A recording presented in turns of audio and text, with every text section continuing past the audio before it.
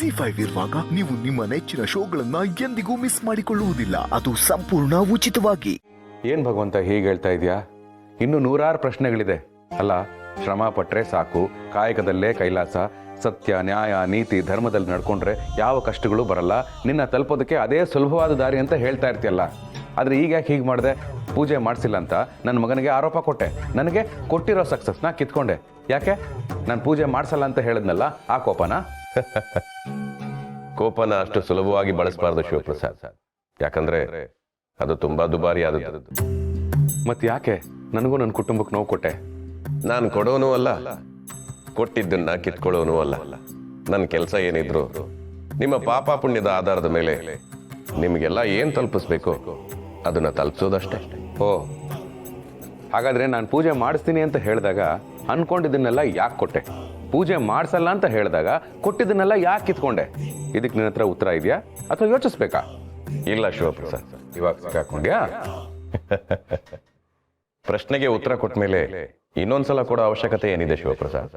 ಉತ್ತರ ಕೊಟ್ಯಾ? ಯಾವಾಗ? ನೀನೇ ಕೊಟ್ಟೆ. ನೀನು ಹೇಳಿದ ಮಾತುಗಳನ್ನ ಇನ್ನೊಂದ್ಸಲ ನೆನ್ಪು ಮಾಡ್ಕೊ. ಪೂಜೆ ಮಾಡಿಸಿಲ್ಲ ಅಂತ ನನ್ನ ಮಗನಿಗೆ ಆರೋಪ ಕೊಟ್ಟೆ, ನನಗೆ ಕೊಟ್ಟಿರೋ ಸಕ್ಸಸ್ನ ಕಿತ್ಕೊಂಡೆ. ಯಾಕೆ? ನಾನು ಪೂಜೆ ಮಾಡಿಸಲ್ಲ ಅಂತ ಹೇಳಿದ್ನಲ್ಲ, ಆ ಕೋಪನ? ಅರ್ಥ ಆಗ್ತಾ ಇಲ್ಲ ಭಗವಂತ.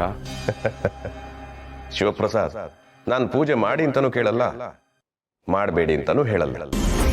ಭಕ್ತ ತನಗನಿಸ್ದ ಹಾಗೆ ತನ್ನ ಪರಿಮಿತಿಯಲ್ಲಿ ಪೂಜೆ ಮಾಡ್ತಾನೆ, ಸಂತೋಷ. ಕೆಲವರು ತಮ್ಮ ಕಾಯಕದಲ್ಲೇ ನನ್ನನ್ನು ತಲುಪ್ತಾರೆ, ಅದು ಕೂಡ ಸಂತೋಷನೇ. ಆದ್ರೆ ನೀನೇನ್ ಮಾಡಿದ್ದೆ? ನಾನು ಅನ್ಕೊಂಡಿದ್ದಾಗ್ಲಿ ಪೂಜೆ ಮಾಡಿಸ್ತೀನಿ ಅಂದೆ, ಅಲ್ಲಿ ನೀನು ಮಾತು ಕೊಟ್ಟೆ. ಕೆಲಸ ಕೈಗೂಡಿದ ಮೇಲೆ ಪೂಜೆ ಮಾಡಿಸದೆ ವಚನ ಭ್ರಷ್ಟನಾದೆ. ಆ ಪಾಪಕರ್ಮಕ್ಕೆ ಅನುಗುಣವಾಗಿ ಕೈಗೆ ಬಂದಿದ್ದು ಕೈ ಜಾರ್ ಹೋಯ್ತು. ಇದರಲ್ಲಿ ನನ್ನ ಪಾತ್ರವಾಗ್ಲಿ ನನ್ನ ಪ್ರಯತ್ನವಾಗ್ಲಿ ಇಲ್ವಲ್ಲ. ಕೊಟ್ಟು ಮಾತು ಇಟ್ಟು ಗುರಿ ತಪ್ಪಾರ್ದು ಶಿವಪ್ರಸಾದ್. ಗುರಿ ತಪ್ಪಿದ್ರೆ ಗುಂಡಿಯಲ್ಲಿ, ಮಾತು ತಪ್ಪಿದ್ರೆ ಮಂಡಿಯಲ್ಲಿ ಕೂರ್ಬೇಕಾಗುತ್ತೆ.